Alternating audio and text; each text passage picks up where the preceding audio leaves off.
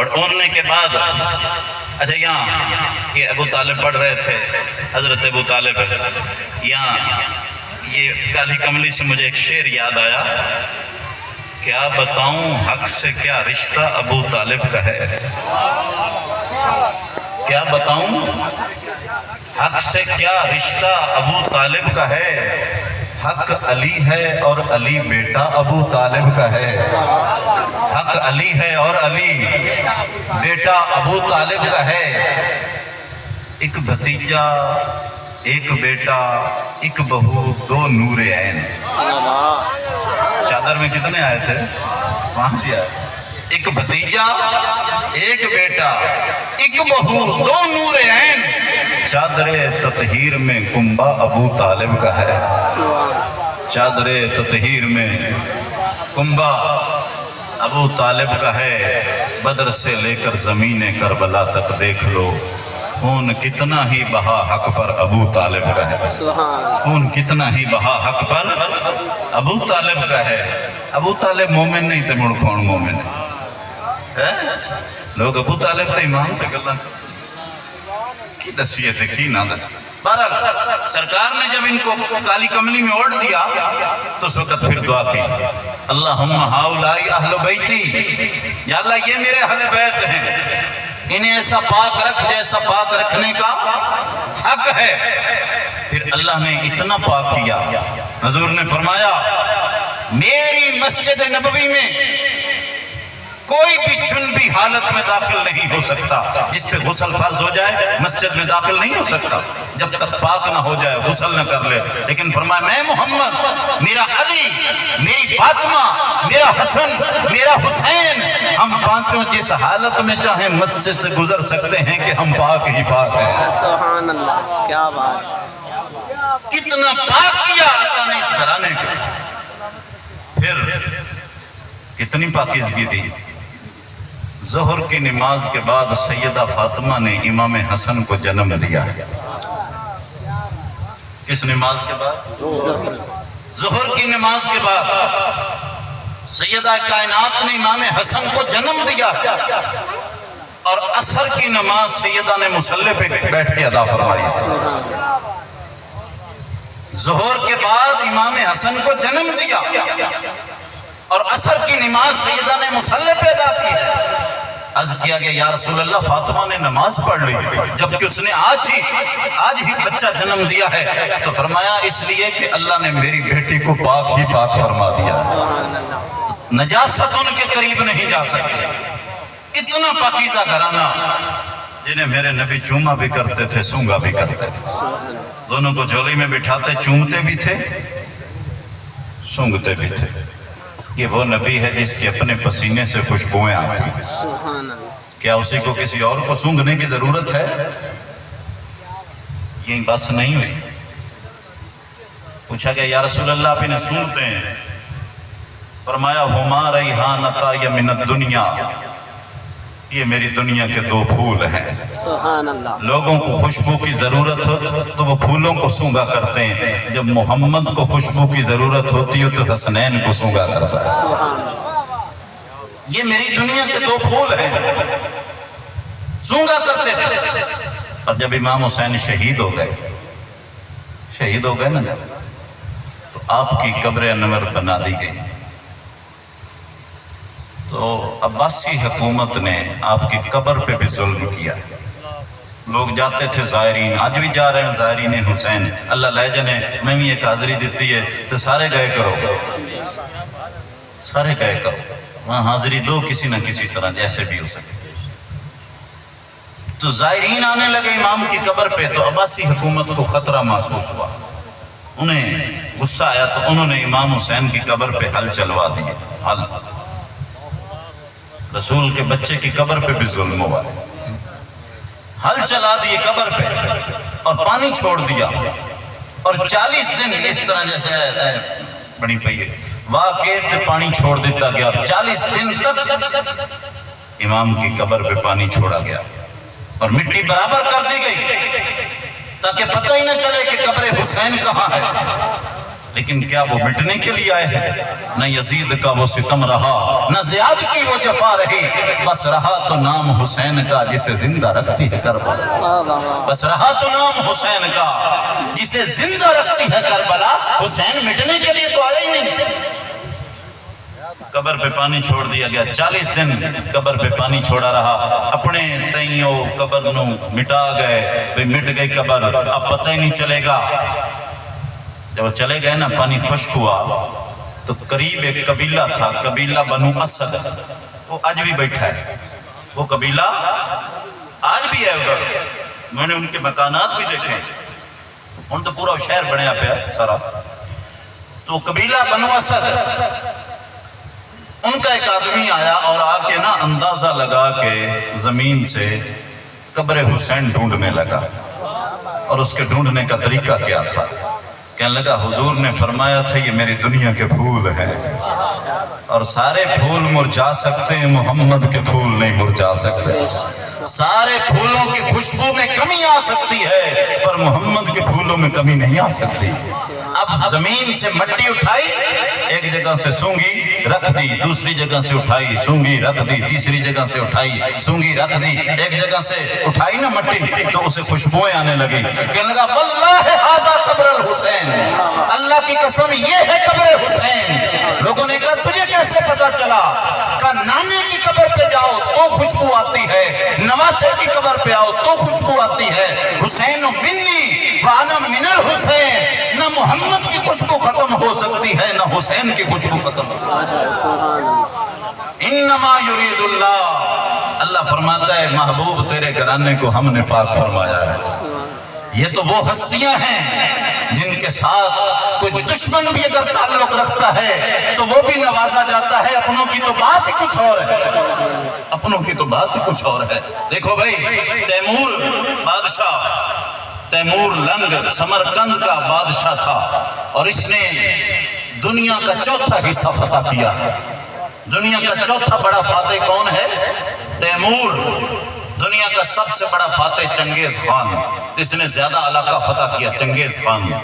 دوسرے نمبر پہ سلطان محمود غزنوی، تیسرے نمبر پہ سکندر اعظم، اور چوتھے نمبر پہ امیر تیمور لنگ۔ یہ مسلمان تھا، دو مسلمان تھے دو کافر تھے۔ چنگیز خان غیر مسلم تھا، وہ بھی بڑا فاتح۔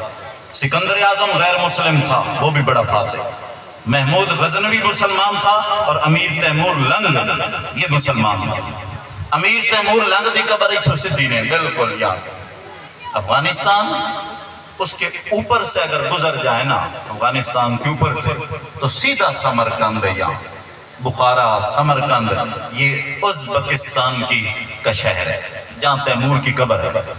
امیر تیمور لنگ بادشاہ فوت ہوا، بڑا ظالم بادشاہ تھا، معافی تو اس کے ہاں نہیں تھی، لوگوں کے اندر اس کا بڑا ظلم مشہور ہو گیا تھا کہ بڑے بندے اس نے تحقیق کیے اور بڑے علاقے فتح کر لیے۔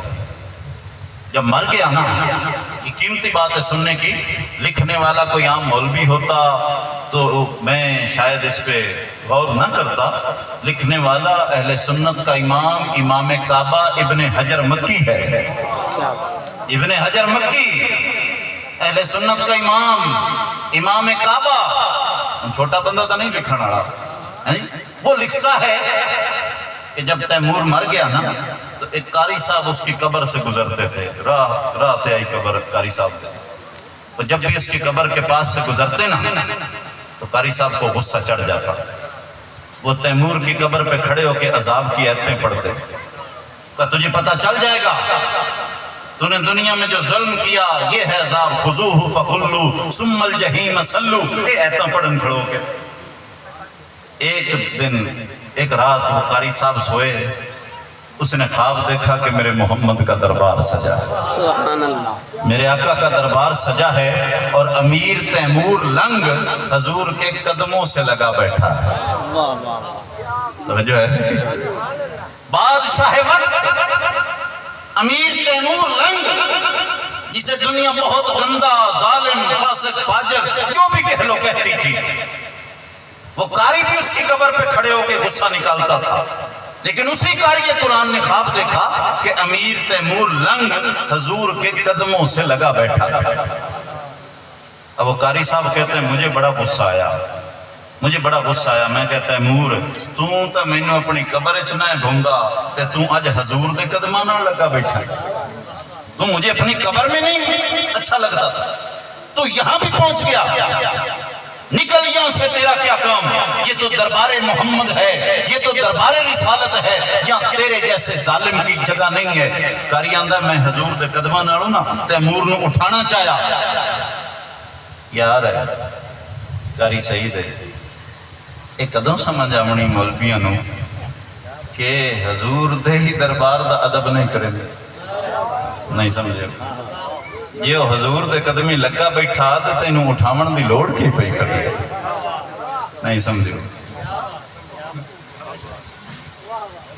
قاری صاحب کہتے ہیں کہ میں نے کہا اٹھو یہاں سے، ریالی سمجھ نہیں آئی جو کیتی بیٹھن قریب تے کوئی وجہ ہی ہے، بہ جاواں چپ کر گیا، چپ تو نہ بندے ہو مڑ جیندے نہ کاوڑ ہوئے باویں حضور دے قدمی لگے تے باویں جدے بھی انہوں مار کے کھڑوں۔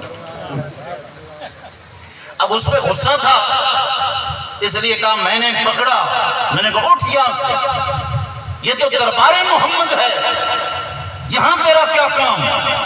کہتے ہیں قاری صاحب جیسے میں نے تیمور کو پکڑ کے اٹھانا چاہا تو حضور نے مجھے فرمایا قاری صاحب ٹھہر جاؤ، بیٹھنے دو مجھے، بیٹھنے دو اسے میرے پاس، یہ میرے حسنین کریمین سے پیار کرنے والا۔ یہ واقعہ لکھنے کے بعد امام مکہ، مفتی مکہ، محدث مکہ، امام الحرمین شریفین ابن حجر مکی نے جو اپنا فتویٰ دیا ہے وہ ذرا سننے والا ہے، وہ کہتے ہیں حد ہو گئی یار، جب محبت حسنین ایک ظالم کو حضور کے اتنا قریب کر دیتی ہے تو عام امتیوں کو حضور کے کتنا قریب لے جاتا ہے۔ واہ واہ سبحان اللہ، کیا بات!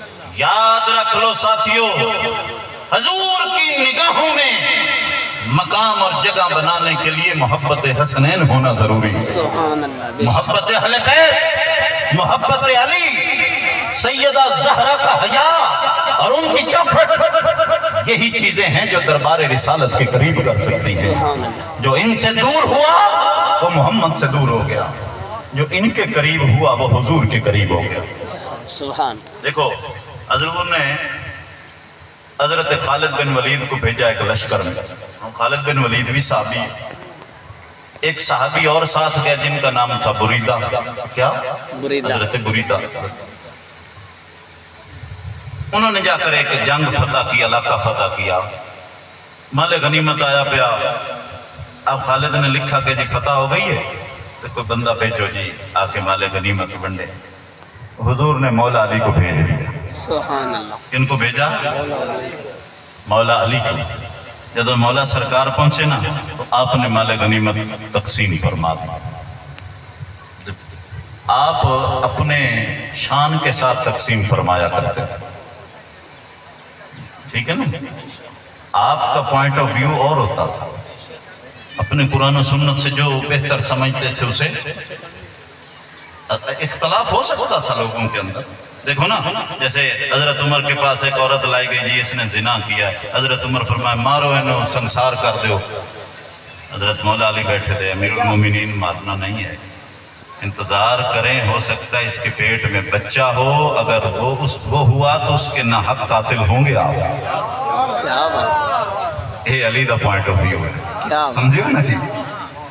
اس وقت انہوں نے کبھی بڑی گل ہے، ایک انتظار کیا گیا تو وہی بات ہے، اس کے پیٹ میں بچہ پیدا ہوا، رہ گیا جی ہون بچہ جم گیا۔ حضرت عمر نے کہا بچہ کیسے دائی نہیں دیو، اس کو اب مار دو۔ مولا علی نے کہا نہیں جی اب بھی نہیں مارنا، قرآن فرماتا ہے حولین کاملین، ہیں 2 سال بچے کا دودھ پینا اس کی ماں سے اس کا حق ہے۔ واہ واہ، کیا بات! تے جس بچے حق دا سوال کر لیا تو کی کرے سو؟ یہ علی ایسے سوچتا تھا، انہوں نے کہا بالکل جی 2 سال اس بچے نے دودھ پلایا، اور جب دودھ پلایا اور دودھ چھڑایا گیا تو اب حکم اس پہ سزا لاگو کی گئی۔ اس کے بعد حضرت عمر نے ایک نعرہ مارا، لولا علی لہلک عمر، اگر علی نہ ہوتا تو عمر ہلاک ہو جاتا، اگر علی نہ ہوتا تو عمر ہلاک ہو جاتا۔ حضور نے بھی فرمایا تھا انا مدینۃ العلم و علی بابھا، میں علم کا شہر ہوں اور علی علم کا دروازہ ہے۔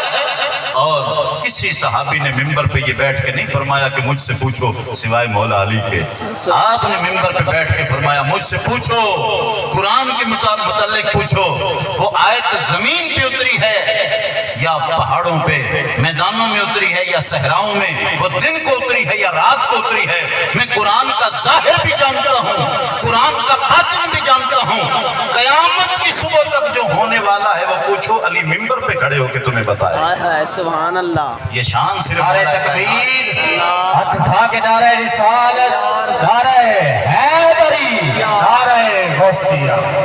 یہ شان صرف مولا ہے علی کی کائنات کے علم کی ہے۔ جے تسی تھک نہیں گیا تو ایک نکی جی گل سناواں، پتہ نہیں تسی تھکے ہو کہ نہیں، میں تو تھکیا بیٹھا ہوں لگتا ہے۔ حضرت عمر کے پاس بڑی دلچسپ بات ہے، حضرت عمر کے پاس آئے حضرت حذیفہ، حذیفہ رازدار رسول صحابی ہے۔ سبحان اللہ، حضرت عمر آکھے ہاں حذیفہ موڑ آج کل کیویں گزردی پئی ہے، جی میں اپنا بیلی کچھ بانے ہیں، آکھنے لگا جی فتنے نال محبت ہو گئی ہے۔ کون کہہ رہا ہے؟ حضرت حذیفہ صحابی رسول، رازدار رسول، عاشق علی صحابی۔ اگر جی فتنے نال محبت ہو گئی، حضرت عمر پریشان ہو گئے، تے جی یہودیاں عیسائیاں نو سچا آکھن لگ گیا، حق کو پسند نہیں کرتا، بے وضو صلاۃ بھی پڑھ لیتا ہوں، عربیت صلاۃ ہی آندے نا نماز میں، نماز تو فارسی کا لفظ ہے، بے وضو صلاۃ بھی پڑھ لیتا ہوں، جو چیز پیدا ہی نہیں ہوئی اس کی تصدیق کرتا ہوں، جسے دیکھا نہیں اس پہ یقین رکھتا ہوں، اور میرے پاس زمین پہ وہ کچھ ہے جو عرش پر اللہ کے پاس بھی نہیں۔ اللہ، حضرت عمر تو بڑے پریشان ہو گئے، بھی یہ تو گیا بندہ، فتنے نال محبت، حق کو پسند نہیں کرتا، یہودیوں عیسائیوں کو سچا کہتا ہے، ایک کلپ کٹ کے مڑ ویکھ لویں کیمرے، کیمرے والا بھی خوش ہوندا پیا۔ سنو بھائی، بار بار سنو تاکہ سنو آگے دوستوں کو، حضرت علی کے علم کی شان دکھا رہا ہوں۔ میرے پاس وہ کچھ ہے جو اللہ کے پاس بھی نہیں ہے۔ حضرت عمر فرمایا حذیفہ خیر تو ہے کی ہو گئی، تو حضور دا صحابی ہیں تو ایک ہی جیاں گمراہی والیاں گلاں کردا پیا ہیں، یہ تو اسلامی باتیں نہیں ہیں، یہ تو آؤٹ آف اسلام ہیں۔ پریشان، اتنے پریشان ہو گئے، اوپر سے میرا مرشد علی آیا، سبحان اللہ، کیا جدو میرا پیر آیا نا، حضرت عمر آکھیا علی آئے حذیفہ نو ویکھے نا ایک ہی جیاں گلاں کر رہے ہیں، تے چنگا بھلا بندہ ہا، تے یہ اسے کیا ہو گیا؟ جب ساری باتیں سنی نا تو میرے پیر کے چہرے پہ مسکراہٹ آئی، فرمایا امیر المومنین بندہ پکا مومن ہے، اپا نو پڑھنے پائی کھڑا، یہ ہمارا امتحان لے رہا ہے۔ تڑنے والے بھی قیامت کی نظر رکھتے ہیں۔ علی تو کون بچے جڑا ہے بچ کے نکلے، آپ نے امیر المومنین حضرت عمر آکھیا امتحان کے دا لیندہ پہ ہے، یہ کہتا ہے میں فتنے سے محبت کرتا ہوں۔ مولا علی فرمایا امیر المومنین قرآن فرماندہ نہیں، انما اموالکم و اولادکم فتنہ، تمہارے مال تے اولاداں فتنہ تے اپنے جو کیڑا جڑا اولاد نال محبت نہیں کرتا۔ سبحان اللہ، کیا بات، فتنے سے ہم بھی محبت کرتے ہیں۔ کیا کہا یہ کہتا ہے میں حق کو پسند نہیں کرتا، کہا قرآن کہتا ہے جاءت سکرت الموت بالحق، موت کی تکلیف حق ہے، اور اس تکلیف نو کون پسند کرتا ہے؟ کیا بات، اس حق کو کون پسند کرتا ہے؟ کہا یہ کہتا ہے میں بے وضو صلاۃ پڑھ لیتا ہوں، کہا جی صلاۃ کا معنی صرف نماز نہیں درود بھی ہے، اور بے وضو درود پڑھنا پڑھا جا سکتا ہے۔ کہا یہ کہتا ہے یہودی سچے ہیں عیسائی سچے ہیں؟ کہا بالکل، قرآن کہتا ہے وقالت الیہود لیست النصارى علی شیء، یہودیاں کیا عیسائی کوڑے نے، اساں کہا ٹھیک اندے پہ ہو، وقالت النصارى لیست الیہود علی شیء، عیسائیاں کیا یہودی کوڑے نے، اساں کہا تو بھی سچے ہیں۔ سمجھ آ رہی نا؟ کیا بات، یہودی کہتے ہیں عیسائی جھوٹے ہیں، ہم کہتے ہیں ٹھیک ہے، عیسائی کہتے ہیں نہیں یہودی کوڑے نے، تسی بھی ٹھیک، میری بات سمجھ رہے ہیں؟ ہندو آندے مشرکاں جہنم جانا ہے، بالکل صحیح آکھیا، مشرک آندے ہندوواں جہنم جانا ہے، تو سمی صحیح آکھیا، گل نہیں سمجھ کہ یہ سچائی تو کہتا ہے، یہ بھی قرآن سے کہ یہ کہتا ہے جو چیز پیدا ہی نہیں ہوئی میں اس کی تصدیق کرتا ہوں، بغیر پیدا ہوئے کوئی تصدیق نہیں کی جا سکتی۔ کہ جی قیامت پیدا نہیں ہوئی، تصدیق آپ بھی کرتے ہیں میں بھی کرتا ہوں۔ کیا بات ہے، سبحان، کہا یہ کہتا ہے جسے دیکھا نہیں اس پہ یقین رکھتا ہوں۔ کہا جی خدا کو کس نے دیکھا ہے، یقین تو سارے رکھ رہے ہیں۔ واہ جی واہ، کیا بات ہے، سبحان اللہ۔ کہا جی آخری بات تو پھر بڑی پریشان کون ہے، یہ کہتا ہے میرے پاس وہ کچھ ہے جو خدا کے پاس بھی نہیں ہے۔ کہا جی بالکل، اپنے کوڑ بیوی بچے ہیں، خدا دے کوڑ نہیں ہے۔ کیا بات، اس وقت مولا علی نے ایک نعرہ مارا، پہلے تو نعرہ مارا تھا نا کہ اگر علی نہ ہوتا تو عمر ہلاک ہو جاتا، پھر مولا علی حضرت عمر نے جو نعرہ مارا وہ بڑا کمال تھا، کہا اللہ یعلم حیث یشاء، اللہ بہتر جانتا ہے، اللہ بہتر جانتا ہے کہ نبوت کو کس خاندان میں رکھنا ہے۔ واہ جی واہ، سبحان، اللہ جانتا ہے کہ نبوت واسطے کیڑا قبیلہ چنیا جائے گا، یعنی یہ خاندان بنو ہاشم یہ ہر رنگ میں بے مثال ہے، جو ان میں نبی ہے تو وہ نبی بے مثال ہے، جو ان میں ولی ہے تو وہ ولی بے مثال ہے۔ سبحان اللہ۔ اور یاد رکھ لو یہ جو دو نور ہیں نا، حضور کا اور مولا علی کا نور، یہ دو نور شروع سے ہی آ رہے ہیں، کیا یہ میں نہیں لکھ رہا، امام محمد بن حنبل نے لکھا ہے، حضور فرماتے ہیں میرا اور علی کا نور شروع سے ہی آ رہا ہے۔ یہاں قاضی ثناء اللہ پانی پتی نے قرآن کی تفسیر سورہ آل عمران تفسیر مظہری 8 سال لائے نہیں درس نظامی لائبریری جا کے ویکھی، سورہ آل عمران آیت نمبر 110 کنتم خیر امت، اس کی تفسیر میں قاضی ثناء اللہ پانی پتی نقش بندی لکھتا ہے کہ پچھلی امتوں میں بھی کوئی ولی نہیں بنا جسے روح علی نے ولی نہیں بنایا۔ واہ واہ، سبحان اللہ۔ اس امت دی تا اس امت دی رہ گئی، پچھلی امتاں میں روح علی ولی بنا رہی ہے۔ سبحان اللہ۔ اس امت تے علی جسم دے نال آیا نا، اس امت تے روح موجود آئی، روحاں تا اللہ نے آدم تو پیدا کر دیتی ہیں۔